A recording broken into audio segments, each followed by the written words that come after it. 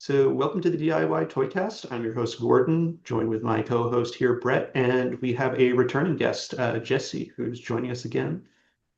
Jesse, it's nice to see you again. Hasn't been that long. Really enjoyed making it out to the show this past weekend. Thank you. Yes, hello out there in TV world. Yeah, I'm still a buzz from this show Saturday. I sent you a link. I chopped up a little video about the three different performances, and yeah, I think it was great. Um, yeah, just a great time. Yeah, and I think it plays nicely sort of with your philosophy around Toy Pizza Con and running these in-person events and exposing people to different artists that they might not otherwise see, and then creating that sense of community with people in sort of these smaller venues. Yeah, I think this past Saturday, for those not in the know, we had a kind of electronic music showcase. Arguably, it was kind of the spiritual sequel to Ultra Clash of last year or 2 years ago, I guess, at this point. 2 years, Anyway, yeah. you're a veteran of the Ultra Clash show. Hmm. Um and yeah, this wait, I just heard a Discord beep. Oh my God. Got to silence those notifications. Terrible, terrible. This is the thrill of recording straight to tape. Right. Um, yeah, this was a show at the Yard, which houses Toy Pizza Expo every year. We did a karaoke fundraiser for the show a few weeks back, and we took that money and applied it to the artists that played, me being an exemption from those funds. Um, but we had Slug, an electronic artist from Ohio, who was on the road, and we got to welcome her into the Yard. We got to put her up in the townhouse. We fed her and paid her a living wage to perform, which is kind of a crazy idea these days. And she was very appreciative of that. And then we had K Beats DJ set, which I think you missed, but you probably got to see the girls and Hmm. possibly chat with them. Wonderful, delightful performers. Just all around a an evening of very weird, very intense uh, highs and lows. Like Hmm. watching Slug perform at Soundcheck, I was terrified and joyous at the same time. She is truly a performer. When Hmm. I talk about true art and its ability to kind of erase the barrier between what you're seeing and perceiving and yourself, watching Slug even perform a sound check with the lights on and no theatrics whatsoever, I was like, this is terrifying. Like Hmm. it's blisteringly loud. It's she's a consummate performer. She is like, she, I don't know. I'm at a lack for words to describe her. How what was it like for you Yeah, seeing for me, Slug? it actually brought back fond memories. Back in high school, I did technical theater for productions there, and so it reminded me a lot of the sort of modern dance performances that I had been to because she clearly, I don't know if she has dance background, but a lot of the I elements of wonder. her Yeah. performance reminded me a lot of that. Um, and your mentioning of the weirdness of I and again I didn't see the third act, but sort of all elements of the show being the really engaging part, I think plays a lot with me. It also makes me think of, our brief conversation we were having about the recent Resident Evil game and how I felt Mhm. it was sort of lacking a little bit of thing. And for me, I think that's what that's a piece that's sort of lacking from a lot of modern media or art is that All of it. weirdness. And Yeah, like that's really yeah. what the stuff that you're into has that element of. I think that's what a lot of the artists who are going to be at Toy Pizza Con have. It's what a lot of our guests that have come on the DIY Toycast have, is that sort of individual idiosyncrasy that is slightly off kilter, but like really makes you pause and kind of want to take a closer look at the thing. Yeah, I think that's a really interesting point, and I think yes, that also it informs Toy Pizza Expo and it informs your work and kind of our community's work. Um, I think the philosopher Mark Fisher talks about that the future is just the '90s playing on repeat. It's a sort of endless cycle, and he unfortunately was so perceptive about that he ended his own life rather than deal with kind of making it to present day where I think his theory has certainly bared out.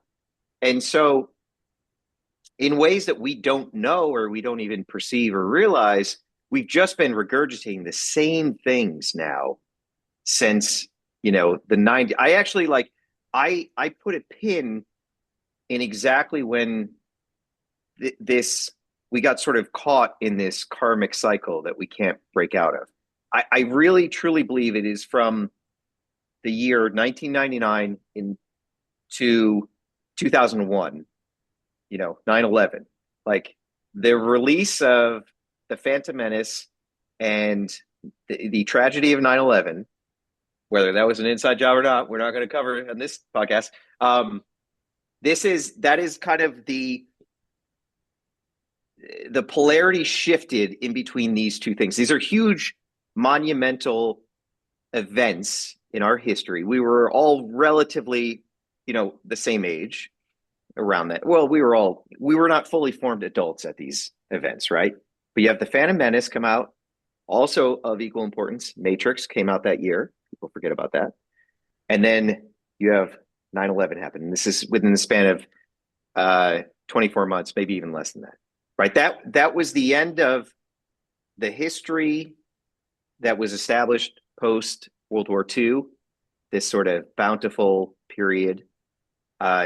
In between those two sort of hinge points, everything just became repeatable, and we started to close the aperture of new creation and experimental things in art, in media, in content, in whatever you want to call it. So I would postulate that had Phantom Menace simply had a better script, 9/11 would not have happened. I think that's what I'm getting at here. Interesting. I think you Interesting. present So a yeah, solid that wow. argument. Yeah, that what a strong way to kick us off, Jesse. So in the original script idea, to my knowledge, Jar Jar was supposed to be the one that betrays and kills Qui-Gon Jinn, and he was not going to be the village idiot. So you postulate that if they committed to him being a strongly written character, there is no Al Qaeda. I would actually say, well, look, Al Qaeda started long before that. Well, Let's not let's involved. I be should say clear. no. I should say there's no Al Qaeda involvement in an airplane in our states. We could debate that point, but that's another podcast altogether. No, what I would say is possibly one could theorize had Jar Jar remained a silent character as one of the many early drafts of him were to be. Yes, I firmly believe those beautiful twin towers would still be standing. And I can't quite pinpoint the butterfly effect. I don't have it all worked out. I have some cork boards and some thread I can show you later. But this is basically what I'm working with. And so far I believe it to be correct. And I asked Chat GPT and they were like, you're doing great. You got it. I've never heard this before. You're very smart. You are 5'9". You're not 5'8.5" like the doctors say. So if Chat GPT is going to back up this theory, it seems pretty Loctite to me, honestly. Well, there it is. I'll take So my answers offline. Thank you. all right, very good. Now, let me ask you this. How do we break the cycle? Other than Great question. these small instances of Ultra Clash 2.0 that you just had this past weekend, do you Yeah. see more of the anti-con phenomena that you like to put on with Toy Pizza Expo be a thing? Or do you think that we're just kind of stuck in this rut that there is no breakout cycle? No, there is absolutely a breakout cycle. There is absolutely an antidote, but it is only centralized and it is only local to you. Okay. So that means if you live in, you know, give me a Midwestern town. You live in Centralia, Missouri, okay? And you have no access to Toy Pizza Expo, you have no access to the yard. It's incumbent upon you to build a version of that. And that doesn't have to be an ambitious thing. That can be a club draw or a drawing club or an ink and drink, whatever variation of that. That is the easiest thing to do.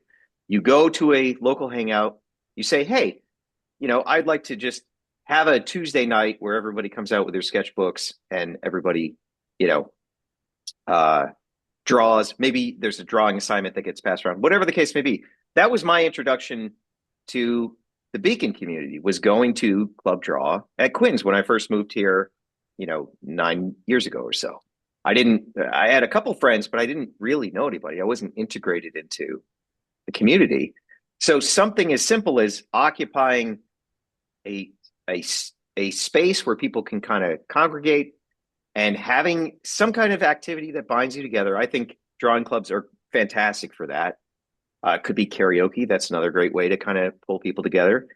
And then build from that. And if your get together is successful, bar owners or restaurant owners are going to want to give you more leeway. Maybe they let you start being the DJ of the music. Maybe they start letting you curate musicians to perform. Like, there is a micro version of these community ideas that everybody can do. And if if the groundwork is not laid where you live, then it's up to you. And this is the absolutely most crucial work that anybody can be doing, because community is the antidote to whatever this world is at its present day. You want to say late stage capitalism, you want to say oligarchy, however you want to parse it out in your mind. Which I believe the present day to be kind of the anti-life equation, that Darkseid always bandied about with. I didn't get too deep into DC Comics, but that is our modern world is beholden to that. So the counterweight to whatever this form is, capitalism, whatever, is community, right? These are dialectically opposed forces, and they work in tandem, and they work in a seesaw fashion. I'm not a very good Marxist, so I don't really know how to break it down. But this is the thing that cuts through everything. And I do think also there is a caveat to these community nights or these community events, and that is you have to be off of your phone. You have to preferably work off of a computer. You have to tangibly have a sketch pad and have a pencil and purposefully, be off the grid. And thankfully, Quinn's, where Club Draw is held, has terrible internet. So I never get a signal in there.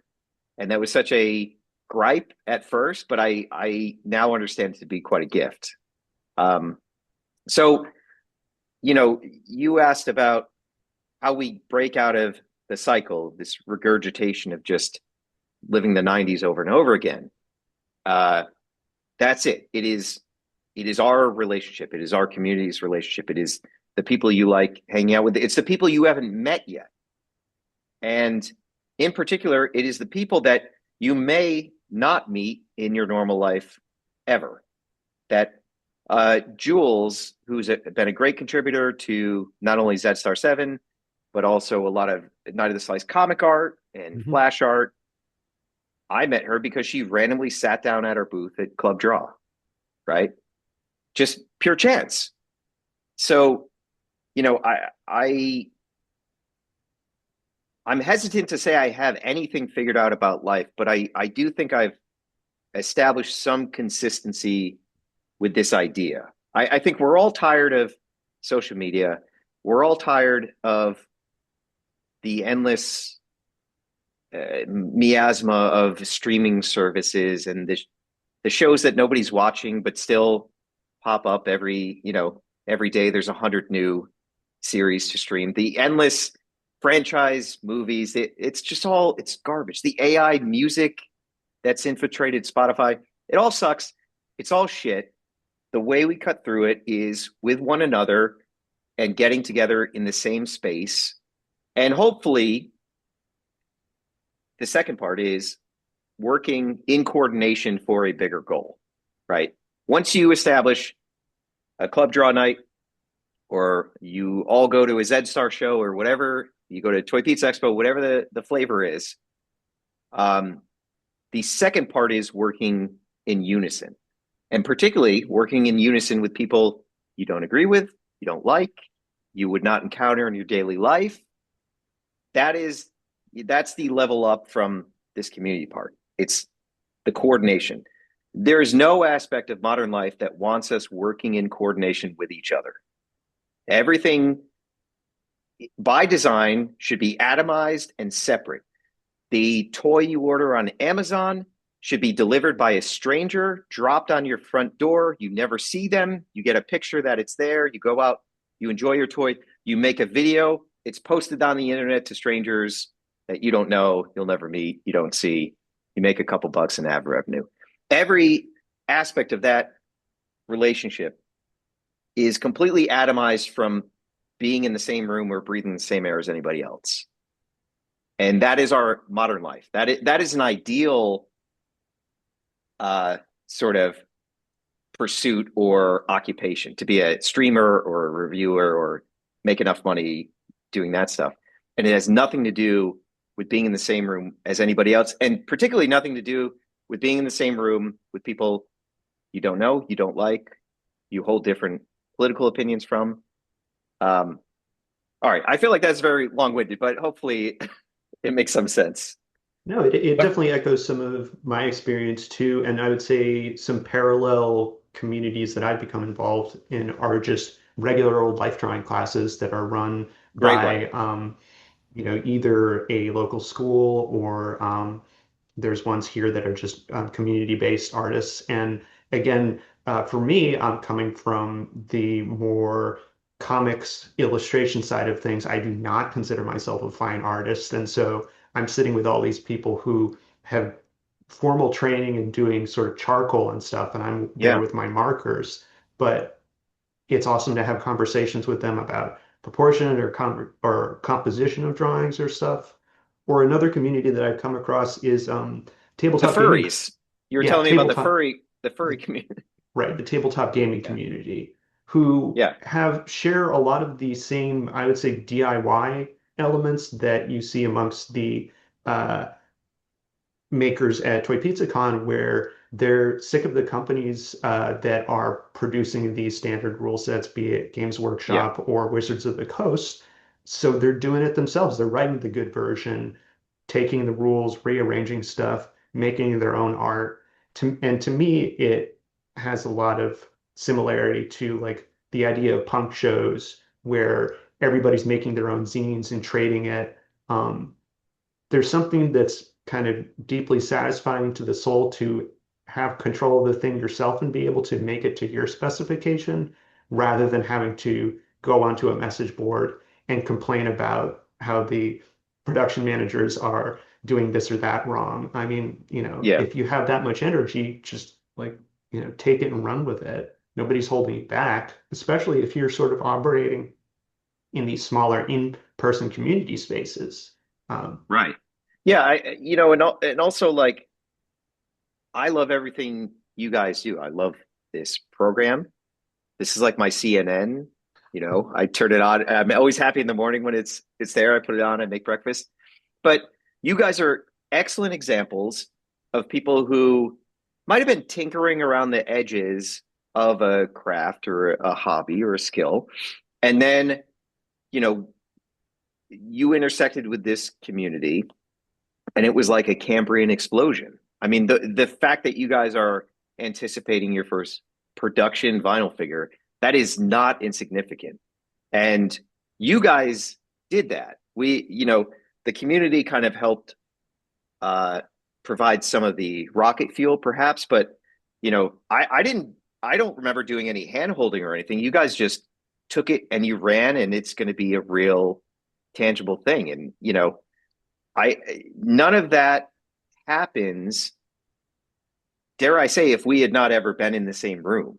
You know, Totally. Correct. I think Correct. it's very unlikely that would have just come to pass. I just don't. I mean, you met Max because of you know Toy Pizza Expo or Legion's Right. Con, whatever the case may be. Like, you know, so I call it out because I'm always very proud of you guys, and I always watch with great interest what you're doing, and I think also, you are the examples. You are kind of the standard of like you can start from not having a job at Hasbro and achieve something quite interesting and quite good, and you And don't have to as you don't have to do it alone also.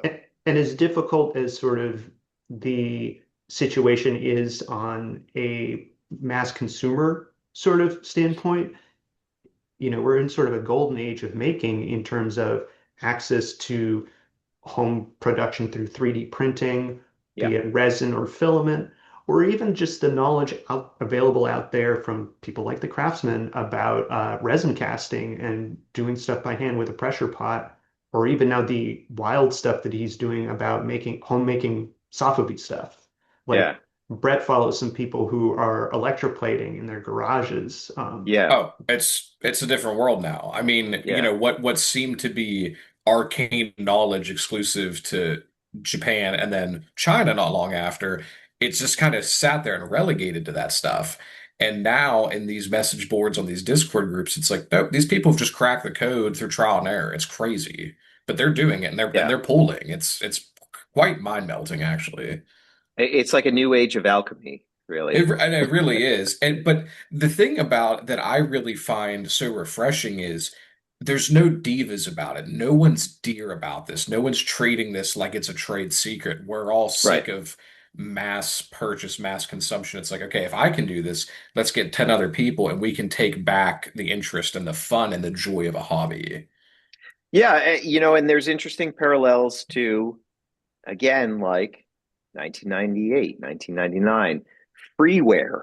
Do we remember Yeah. like real freeware, like getting MIDI files, that somebody painstakingly put together and just made available? Like, we've had now 26, 27 years of this freemium shit that just, has completely neutered technology's ability to make our lives better or help us with tasks or, like I really, obviously you know, I have rose colored glasses and I'm being nostalgic, but I remember like Peter Jackson's website showing behind the scenes of his forthcoming Lord of the Rings movies.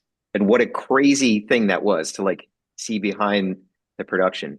Or like the new Batman the Animated Series having wallpapers you could download of the character art, you know? Um, and then to think now I don't want to be near the internet at all. I don't want to be on my phone at all. Like it's it's become such a poison. But it was that promise of the early internet that it was going to be a sort of liberating thing that people were actively out there making uh, programs and apps and things to genuinely help one another and kind of the big believers in that dream. I see some parallels to this kind of it's really like a third or fourth wave home brewing sentiment. But I do agree the cracking of the code for Safubi and also alongside the cheapness and the readily available nature of 3D printing, these have this fourth wave is a very dramatic thing, and it may be this might be the sort of form that eventually overtakes toy making. There's always been like threats, a futuristic view of like, oh, kids are just going to print their own toys, or like you know Hasbro and Mattel will be obsolete. But there is kind of, I think, very real tangible elements to that utopian view, you know, with what we're doing now. But we're probably we're probably in like 1950s in terms of like the home computer, you know. Right. Um, but it's, you know, I I got, your Oh yeah, the sample right vest. here, the vest, which we're going to talk about. That'll be fun. Yes. But also like, Brett came through many times with Yeah, I excellent got, prints. Yeah, there's this little one, project here. I this mean, one. 3 or 4 years ago, there was no way I would have believed that we can supplement these action figures with something that felt good, wasn't fragile, and didn't fuck up the aesthetics of what we're doing. And now, you know, Brett is like my goat every like 35 days. I'm like, okay, I need X amount for this. Right. And like it is broadened the horizon of what I thought possible uh with accessories and changing dramatically the look of a figure. And I think also we are very close to it being a full figure. We're really, really close to where there is something that's going to be indistinguishable. I do believe that that's around the corner. Maybe it's 5 years, maybe it's 10 years. I don't know. But at a certain point, the idea for somebody my size to be manufacturing in China is going to be a antiquated, cute notion. That much like me trying to keep 2D sculpting alive, despite 2D sculptors not wanting to sculpt in 2D anymore. They're all converting over to 3D.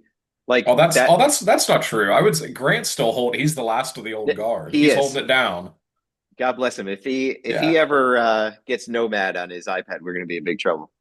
Yeah. Although I think it's important to, even if you no longer maintain that 2D or that traditional sculpting thing, having that sort of foundation in the familiarity of distribution of mass, of how to manipulate a surface, and also how detail will read at a given scale. I Yeah. actually pulled off my shelf some really old pieces Oh that I yeah. did, um, and Yeah. I've lost the ability to uh, do as fine detail as time has gone on.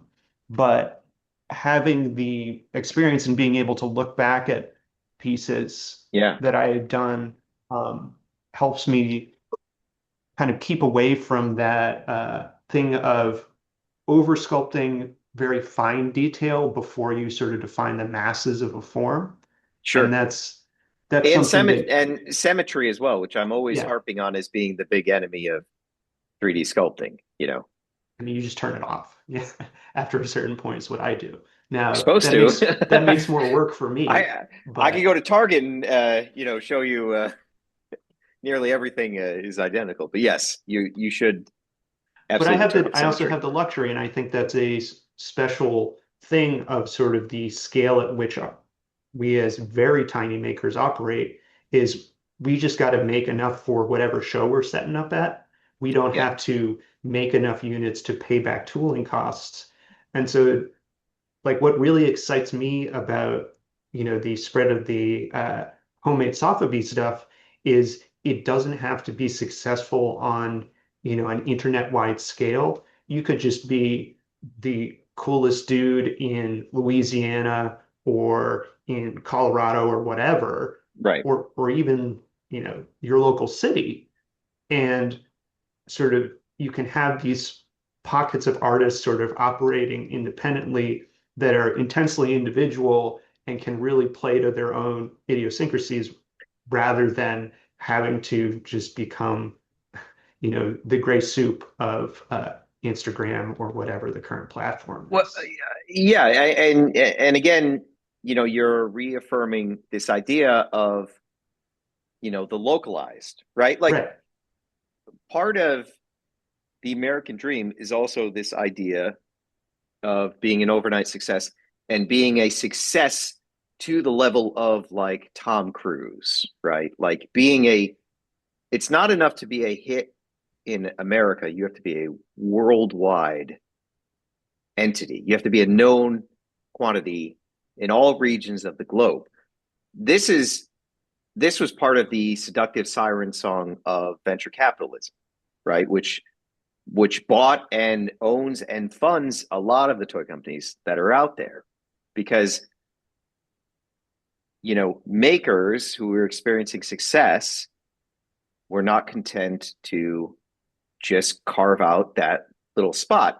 They wanted to expand. They had to become a global name. They had to get into licensing. They had to expand. They had to build a headquarters. They had to get gigantic fiberglass sculptures of their characters. They have to have a flagship store. Like that's all part and parcel with how we sort of perceived everything to be in this previous century. And I don't think any of that stuff matters anymore. I think centralized, thinking about what's in your backyard, thinking about how to get, 10 more people to attend a show. Like these are the sort of interesting questions. And I think what we're going to see happen within the next 2 years or so is that there are companies out there that made deals, took in big investments, became part of bigger conglomerates, and they did so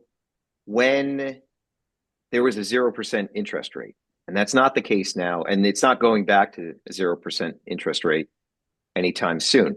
So these VCs are going to start to want to see a return on the investment. So we're going to start seeing a lot of things stripped for parts. I think if you look at the trajectory of Mondo, what happened to them over the past couple of years is very indicative of what I think is going to happen to the vast majority of mid-size sort of toy companies. You have, they get acquired, they get sold, they get repackaged, staff gets laid off. The key people that made that product or that company great, get unceremoniously fired. I mean, we just saw it with Marvel, right? The team that has generated probably $1 trillion of value, starting with kind of the first Iron Man movie and moving on. That whole, I think it's the VFX team and a ton of staff just unceremoniously given the boot, who all have worked 7 days a week to meet deadlines, and it just disgusting sort of exploitation of labor. There's going to be a culling in the toy industry for those people that sort of dipped into that sweet seductive VC money. Not to say I wouldn't have made the same calculation had it ever been presented to me, because I probably would have loved to secure that bag. But I think those days are over. And I think that with that body count, there comes a new dawn, and there comes a hunger for kind of independent ideas and smaller projects, and a return to like what makes us happy. I think also we've never really studied or had a lot of information about post 1980s collecting, because I really see there was like Marc's figures and lead figures before that, and people collected things, and there were probably Peter Cushing, who played Grand Moff Tarkin, he did like tabletop gaming. He had this illustrious collection. So there were always collectors as kind of outliers for what would be considered more childish stuff. But really, like this rejuvenile idea, I forget the author of Rejuvenile, but it's kind of a good book to look up. It's really post 77 to where we are. But within those 30, 40, 50 years, we don't really know what the drop-off rate is for collectors, right? And I think that the biggest critical mass of people that were born around 1980, who have collected for most of their lives, we're all now getting to the point where it's like, does this make me happy? And then you add a layer on top of that of just decline of empire, downturn in economy, every other material item you need that's a necessity being more expensive, that further pushes the line down. It's just it's a real time of chaos, I think. Well, Brett and I have actually been talking about this of, we're feeling not particularly motivated to go out and get a lot of new pickups. Really, what Yeah. has us holding any interest is hopefully getting our production piece here stateside and getting that into people's hands, but also thinking probably the most meaningful sale that I've seen either me or Brett make at shows that we set up is that one you made to that kid and his dad, Brett, of the Yep. Orbix robot, Yeah. of like, how cool is it to Yeah. have I it brought four of them, and right? I sold three to children, and then the other one went to a Yeah. squire, a fellow Squire Wyatt, which rules. But it's like the kid's like, "What's this from? What is this?" It's like it's not from anything. I just That made it. was that was Grant, right? He's like, Yeah. Daddy, what's that? Yeah, Like, he hey, came we up. love you, Grant. But no, I just the and then the kid's face of what do you mean it's not from something? Whereas, Yeah, when we were all growing up, there's like androgynous weird bootlegs that are so right. beloved now that shit doesn't exist. Everything's No, it I does. It's us. well, We're right. we're the That's fair. torchbearers for that, you know? Yeah, that's fair. But But yeah, yeah, like I have reoccurring dreams where I'm digging through a pile of toys and there's just fantastical stuff that I cannot imagine. And that is kind of an echo of going into Toys R Us to the impulse aisle. Remember when you would walk in the big long hallway at Toys R Us and you're shorter then, so it just seems cavernous anyway. But like that gimmick facing, it was just like bugs and glow in the dark skulls and like weird cheapo stuff. There was it was just wonder because there's no advertising for that shit. There was no like Toy Fair magazine to read. There's no, like it every time you went through there, there was surprise. There was like, it was also a little risky. You didn't know if the toy was going to break right out of the package, if it was going to be cheap. Like, you yeah. know, and I think that I think ourselves and I think like the Gladys community, we've kind of like managed to transmutate that experience or that idea into, this modern setting that doesn't want that idea to exist and kind of punishes you for, you know, for absolving to kind of recreate that or put it out there. Yeah, for me, it was always the experience. I didn't have Toys R Us locally, so it was going to yard sales and getting stuff that was half broken or missing accessories and sort Yeah. of that stripped it of any context of, I don't know what, I didn't even know half this stuff had licensed properties because, I was born in 87 and a lot of this was like stuff that had come out in 82 or even like 79 that kids were selling off at local yard sales. And so to me, that's a similar experience of, you're not coming in with prior context to an object. You're just being exposed to it in sort of a partial form for the first time. And I think you do a good job of sort of trying to pull in some of that element of mystery into sort of the different creative projects that you try to put out. And to me, that was a major thing that I wanted to kind of put into the sculpt of my main figure, the cursed armor, where I never really want to fully lay out the parameters of what the character is. I just want it to be highly suggestive in the design. But then, the other part of any piece of art is what the viewer brings themselves to the piece and sort of what their interpretation is. Well, I think it's brave of you to do a Keir Starmer figure because I believe he lost the election, right? Didn't they just I'm hearing Keir Starmer, right? The former UK Prime Minister, right? That's right. Um, yeah. Also interesting. You talked about going to flea markets or going to tag sales, and Right. two things to say about that. One, briefly, uh, I found in the gutter at our house a Secret Wars Iron Man, and I wasn't exposed to. I was very young, maybe like 5 years old or so. I knew Star Wars and GI Joe.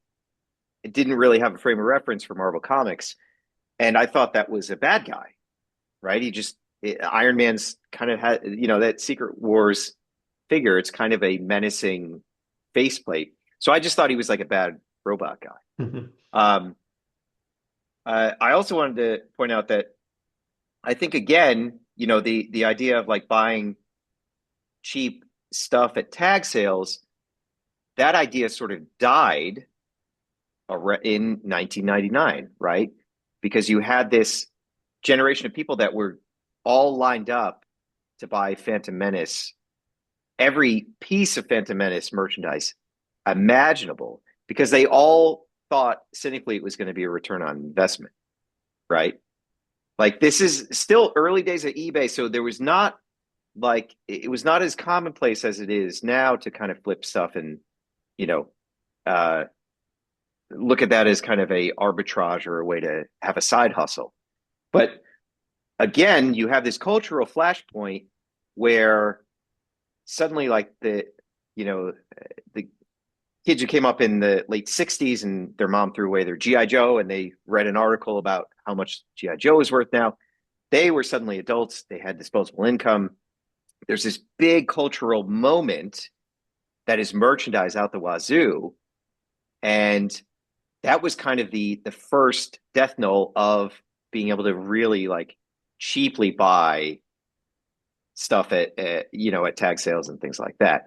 And you see with every subsequent prequel, the selection got smaller and smaller, right? Because they way overshot it, and that stuff became worthless almost immediately.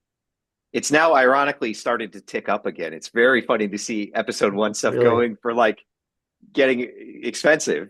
It's so it boggles the mind. But there was this intersection of Reaganomics and the deregulation of credit and the cheapness of plastic, the nostalgia for the toys that the Gen X or Boomers had as kids, and then this defining theatrical release and all of this product, and I'm going to fill a storage bin with everything I can get. That's episode one, and I'm just going to wait, and it's going to be worth a fortune. Ironically, if they had waited until 2026, they actually might be able to retire now, because a lot of this stuff is finally started to appreciate. It's crazy to think about, but I think that's kind of in keeping with this theory I have about these kind of like hinge points. Mhm. Whereas I very much hope that anything I make, people are at least displaying or manipulating, or even though it's hand done paint apps and stuff, I want it to be a playable piece and people to be able to enjoy it in sort of the form that it's intended. And that's what to me makes it so cool that Brett prices all his stuff super affordably, so that he can give it to kids. And also that's sort of the design philosophy that he brings to it. It isn't, hyper articulated collector focused stuff. It's to me, it's a pure expression of the form in a lot of ways. Now, hang Um, on, not the vinyl. Very collector friendly, very expensive. right. That's Yeah, we're not going through the unit cost tonight. yeah, yeah. That's the next episode. Yeah. Yeah, I don't know. I look forward to getting my Keir Starmer figure. I want to be first in line because look, he's a neoliberal prime minister, sure, and he has his faults, but he's a very charismatic leader. So I'm looking forward to it. Well, Well, speaking of production related stuff, do we want to take a look at this little side project that I sent you the sample for, the vest? Yeah, I think so. So I think it's interesting to kind of talk about because one, I don't know where this is going to go or what the use for it is, and two, I cannot remember why I asked you guys to do this. I don't. I had a notion at one point, and I don't remember what it was. I'm, granted, I've been a little busy over the Mhm. past couple of weeks and a bit scatterbrained, but I have no fucking idea why I asked for this or what it was I was hoping to do in the future. But so the premise is pretty simple. I don't know if you have images to Yeah, share or not. I mean, you can show what I think is really helpful to see live is if you pull it off the like heavy torso Yeah, and then really it's the So material that's flexible that allows it yeah. to go between the Radix torso and that heavier muscle one. So I don't know if I reached out to Brett first or you, Yeah. Gordon, or Yeah. simultaneous, but the idea is that like Radek is a bigger figure, and then oftentimes he will be paired with this kind of muscle torso chest, which was sculpted by Erwin Papa. Great piece. And I just kind of wanted a garment that was simple and had flex and could be printed here in the States and just kind of slip on and give a muscle bound character a different look. Like this really looks like Vaughn now to me. Right. Maybe that's what I was thinking about. I'm not sure. But in any case, um, but I think this is great. And I thought it would be kind of interesting to show it off because one, it's not a there's no secrecy needed here because I don't know where it's going to go or when it's going to come out. If it's Mhm. I assume it's going to come out, but I just thought it'd be kind of interesting and educational for everybody to kind of get a feel for this. So there's a couple things I look at and I think about seeing this, and this is a very early rough draft. So Mhm. I'm not being Fire overly away. critical or anything like that. I'm not going to eviscerate you like I did Like you Grant, did Grant. but hey, everything he's turned out since that conversation has been better and better and better. I can't take too much credit for it, but sometimes it's good to encounter a benevolent crusher of dreams. I think it does. There can be a benefit there. So right off the bat, the first thing I noticed is you get a pretty flush fit here on the left side, Mhm. right? You want to be thinking about clearance when an arm is going to contact here and rotate. You got to make sure that there's smooth action there. And I think it's pretty well dialed in here. It sits pretty flat, would be pretty good. On this side, you can see ever so slightly. We're not. Oh, my nails are dirty. Sorry, been gardening. Um, Ever so slightly, it's not quite aligning the same way. So let me Mhm. show you. And so, See, Brett, that would probably be that 1 to 2% scale increase, right? To get the could full be. Yeah. wraparound. Yeah. It's like so when I run into stuff like this, instead of going back and I typically am what I would describe as a very lazy sculptor. I don't want to do a complete and total redeco or redesign. This Yeah, is something that's usually resolved by just a few percentage increase when I go to reslice it and reprint it. And that should just give it that little bit of snugtivity relief. yeah. Mhm. Um, but again, very minor gripe. But I think this is. I'm just kind of like trying to recreate how I would critically approach this if this like came from a factory or something like that.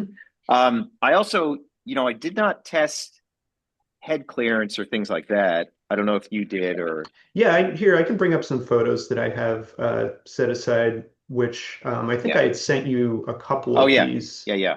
So this was just making sure Yeah. that I think this might have been the very first print that I ran off, which if we actually zoom in way close, you can see a little bit of the fibers there. Mhm. Sure. That's because the filament wasn't fully dehydrated. And so Brett and I use this separate machine, which removes any moisture from the filament, which removes those little stringy bits. You can also Gotcha. get them with a lighter. But uh, this was just to make sure that it wrapped around the muscle torso. Yeah. And then if I, and so there's a sort of a full turnaround. Hmm. I did sculpt some beginnings of straps across the back here. Yeah. And then if you look at how it fits on Radek, his short shoulders are actually narrower, so it kind of compresses the vest and opens it up in the front a little bit. Yeah. Um, that's where the flex material is really helpful, although it does kind of puff it out in the back. But a real jacket would do that as well. So, I think that's good. Yep. Oh, The, Jet there he Matrix. is. I mean, that's really the inspiration Well, and for to this and for like 75% of everything I do is that John Matrix yeah, Diamond Toys figure. let's see if I can actually pull up the model here. I think this is the right one. One time I was in a pitch meeting at Walmart, Mhm. and I was there representing a studio, and there was a toy manufacturer there. We were doing a joint meeting with the buyer. I think it was Walmart. I'm pretty sure it was Walmart. No, yeah, might have been Walmart.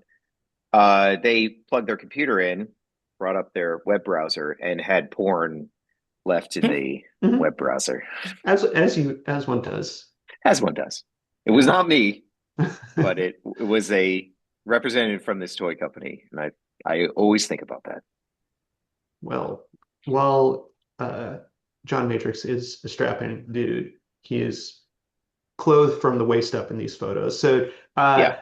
I again, all I actually received from Brett was, if I go ahead and hide that, is this. It was a Hmm. 3D scan Oh, of the oh, muscle torso. interesting. So you scanned the production piece.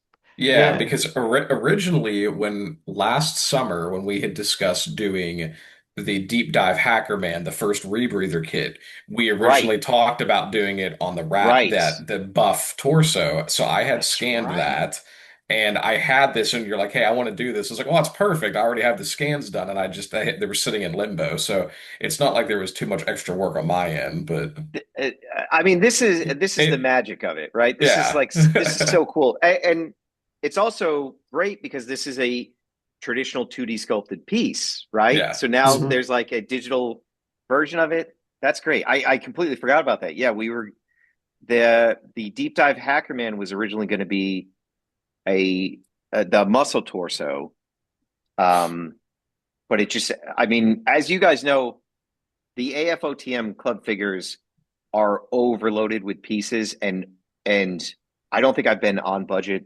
once, but that is part of the joy of me doing it, is like making these things the maximal version they can possibly be. Um, and with Deep Dive Hacker Man, that was just such a expensive set. And I was like, I physically cannot, it's going to basically push every mailing from a first class mailing into a priority mailing. And, that is like, that takes your shipping problem from a $550 shipping problem into $1,000 plus shipping problem. And, it's like, you kind of have to, every cent and every ounce matters when you're sort of doing fulfillment and building these things out. But anyway, just a fun little backstory about that Yeah, change. so the only information that I got from Brett when he texted me was Jesse wants a flak jacket. I Hmm. have this torso scanned, and so I was sent over the uh, the scan that he had run. I've put a cylinder through it just to give some extra clearance Yeah, around the that's great. armholes, Very um, smart. and then a flat cut at the bottom using this cube. But how I had been sculpting it is I actually took a copy of the torso, duplicated it, and Hmm. just scaled it up a little bit, Yeah, it's a and very cool then effect. sort of sculpted on top of that. Actually, as someone like Grant would, where he's laying, milliput over an existing sculpt, or like Constantine does, Oh, Cost Robot sorry, uh, with a recent, sorry. what's it? My internet Oh, is unstable. all right. Well, we'll hopefully not crash it when I wonder if it's me running the multiple application windows. Oh, maybe I've been having internet issues as well. All right.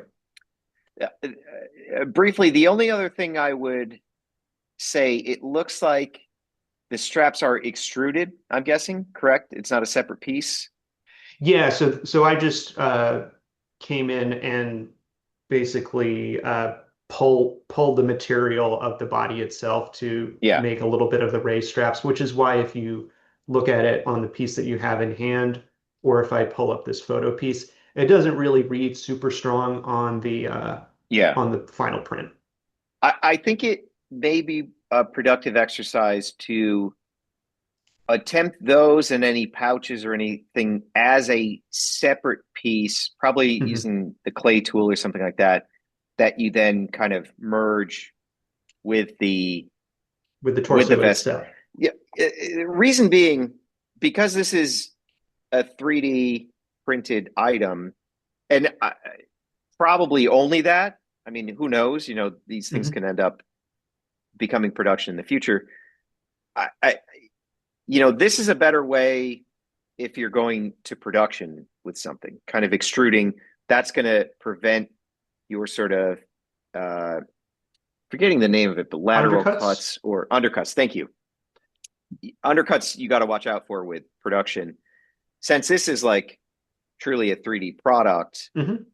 you can kind of have a bit more Yeah, we can do whatever the hell almost we want. impossible detail with it. Yeah. Yeah. And so Brett and I were actually talking before you hopped on the call. I thought it would be cool possibly to extend one of these back straps to be like a holster for either like the shotgun or any sort of item, just to give an added bit of playability. Well, you now you're speaking my language. Well, I was thinking back to, um, the other Goblin Toy Forge project that we did, which was this Trilo collar, Yeah. where when you sent me your initial drawing, it was just this piece. And actually, I think I might even have, And I yeah. doubted you. I said, that's not going to stand up. It's going to fall over. And you were Well, totally correct. well, I had just seen Predator Badlands, and I was like, no, we got to have a port. It's got to have like an arm cannon or Yeah. whatever. Badlands, by the way, good movie. Good movie, I yeah. was shocked.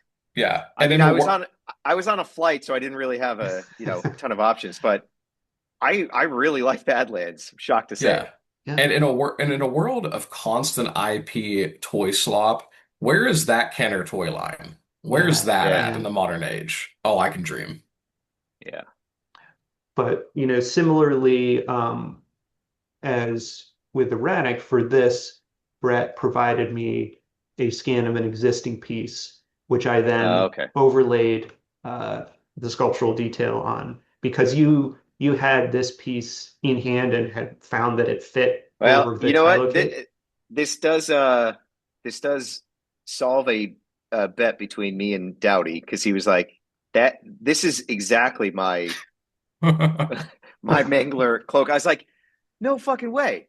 I did a drawing. I wanted it built from Yeah, scratch. here's the So plausible deniability right here. yeah, there This you is go. for reference purposes only.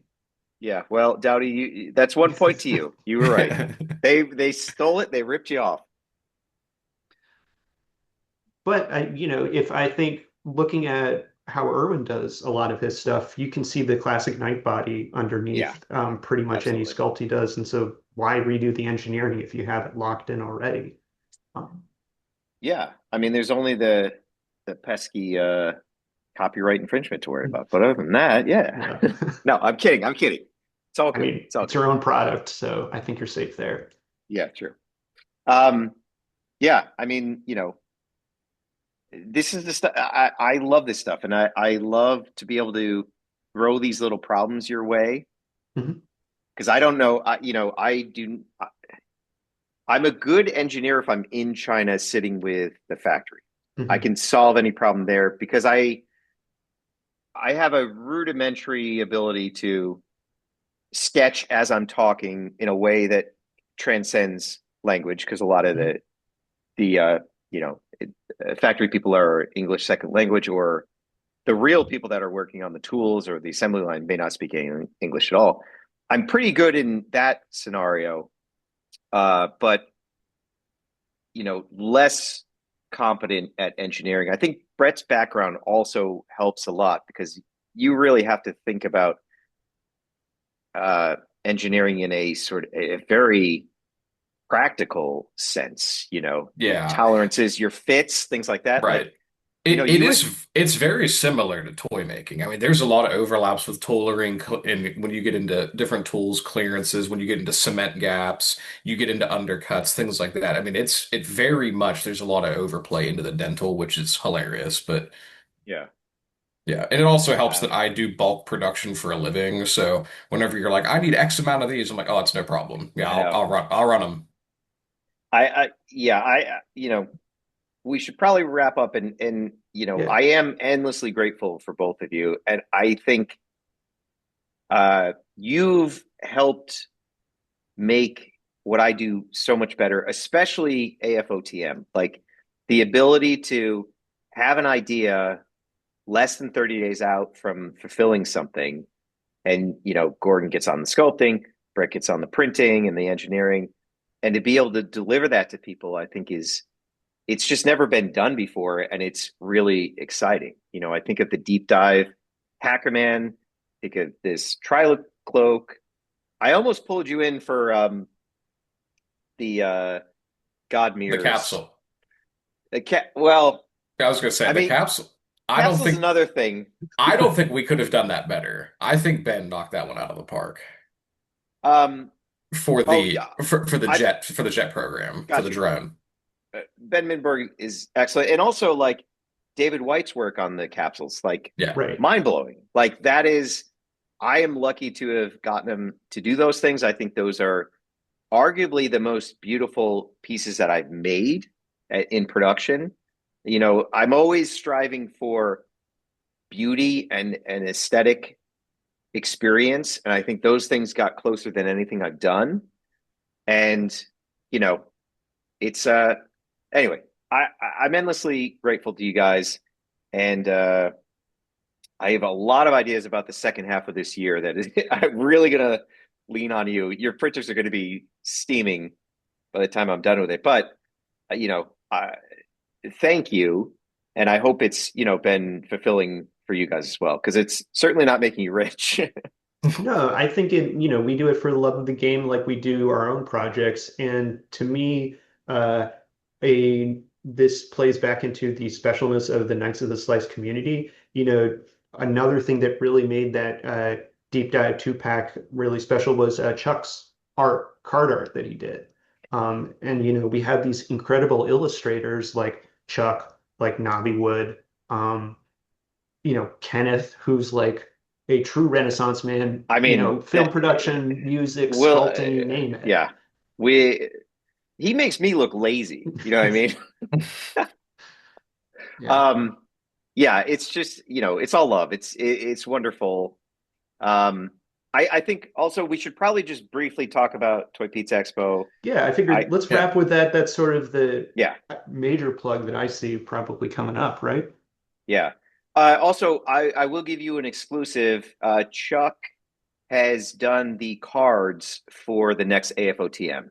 So we're Oh, getting Sick. definitely two looking forward to that. pieces of original Chuck artwork. And also a message. Let's send a message to Chuck. Chuck, 2027, you got to come out for Toy Pizza Expo. You got to Absolutely. curb your spending, buddy. We all see those beautiful, eBay beautiful lots. hauls. I mean, it's great because like we're gassing him up and he's drawing inspiration from some of the lines we get. And I think he's relatively new to collecting or collecting at this pace. And so he's omnivorous and he's like Mhm. really enjoying it. And it's kind of probably how we were in our 20s or something like that when you have a little extra cash and you can kind of like really, be in the addiction in a big way. But I have faith we're going to see him in 2027. I think if he if he cuts his spending down by half, he'll easily have a nice first class ticket and whatever else. But yeah, I would love to see him Absolutely. Yeah. next year. But yes, what can I say about Toy Pizza Expo or what do you need from me? What do Let's we want to let's let's tell the fans? so we know some of the vendors. Let's Yeah. hit any highlights that there might be coming, special guests, any other glass makers, and then Right. let's talk food and drink. Yeah. Okay. Well, a lot of this is not figured out yet. And All that right, is sick. but that is preferable because last year was a wild time. It is an unforgettable time and it's never going to happen again.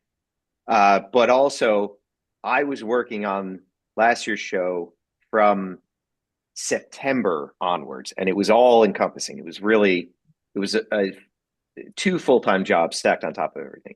So this year, I'm so grateful to be getting back to a smaller, tighter show.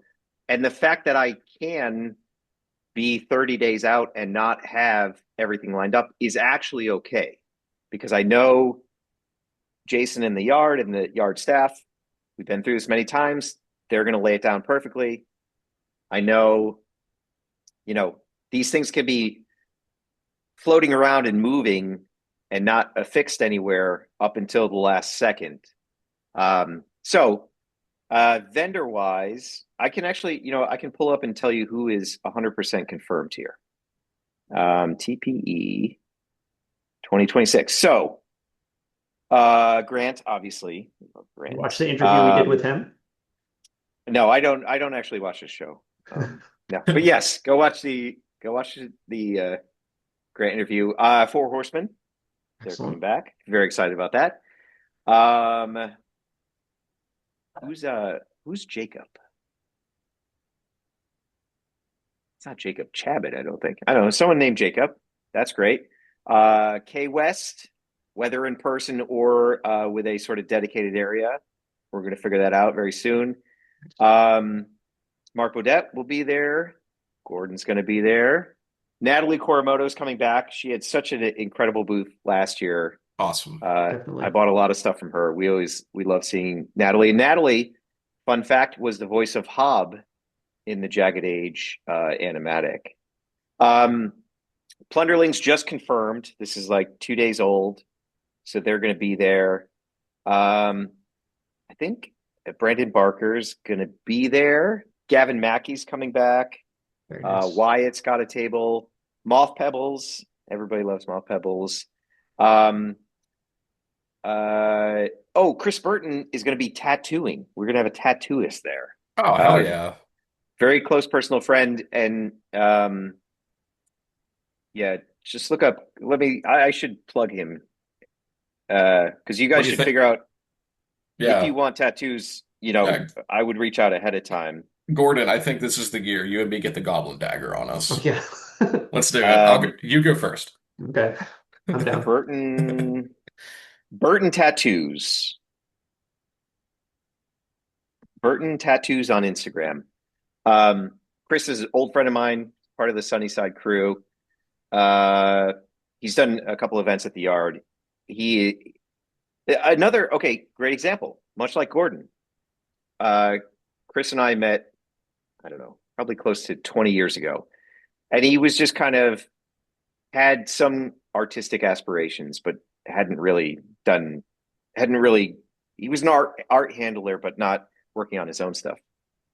And I told him about the sketchbook a month project, and he really took to that, and he drew every day, and he got a job sweeping floors at a tattoo parlor, and literally just incrementally worked his way into being a master craftsman and one of the best tattoo artists I've ever seen. And it just came from sort of, community and a daily art practice. So he's a great, another success story. So basically that's what we got going on for food. I think we had last year, we have the Yard's Kitchen. So that's going to be fully functioning. They have gluten-free chicken fingers, probably burgers. They got fries. So that's going to be great. I'm hoping Habino comes back. She has conflicting schedules, so it's not 100%. But I really like having Onagiri, and I hope it's her. If not, I may have some backup plans. The food stuff I'm gonna have sorted out in the next week or two. But even if it's just us and just the Yard's Kitchen, that's pretty substantial. They also have the bars inside. We'll be pretty well covered. But it's the best time of year, and I think it's going to be a lot of fun. So that's June 13th, and it's free admission for attendees, right? That's correct. Yeah, I think we're at capacity for vendors. Great. And also, I'll throw this out here to you guys. If you want to bring your own tent and or tables, you can actually have as big of a spot as you want because we have the entire yard to ourselves. So if you don't want to be under the small tent in a confined space, you can literally set up however you like. But I do think people need sun cover because it, Mhm. gets pretty toasty out there. So something to talk amongst yourselves and figure out, and drop me a line. I can kind of relegate you to the more open area, and you can have as big a spot as you see fit. Very cool. So I think I can think maybe one more plug to hit is you're going to be talking to Bill this Thursday on Door Clear, right?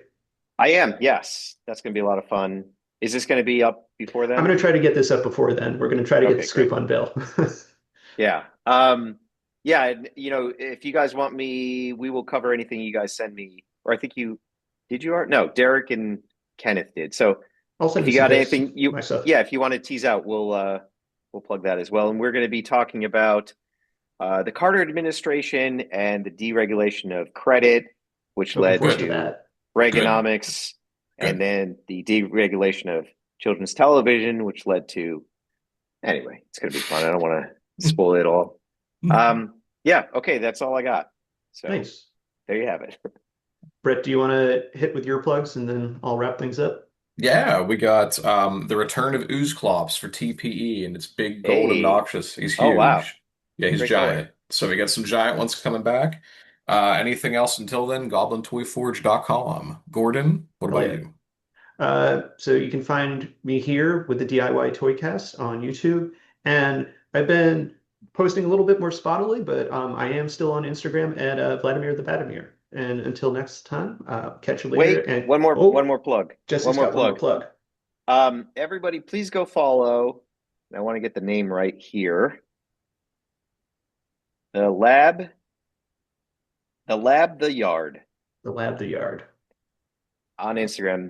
That's I'm the chairperson of a very nice charity arm of the yard that makes events like Toy Pizza Expo possible.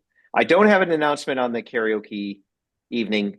We're trying to do it on June 12th, Friday before. Okay. Okay.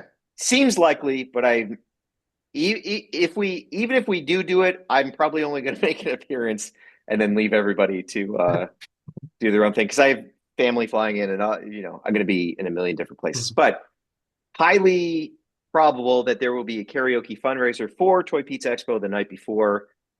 That helps subsidize the show, keep it free to everyone, and keep your table costs at a bare minimum. So, Okay. something to look forward to, although not officially sort of announced yet. Okay. So people should follow the lab at the The Lab, yard. the Yard. The Lab, the The Yard. Lab at the Lab, the Yard. At the Lab, the Yard. Cool. On Instagram, I'll post in the show notes. Thanks, Jesse. Great. Thanks, everybody. Pizza Bye. out.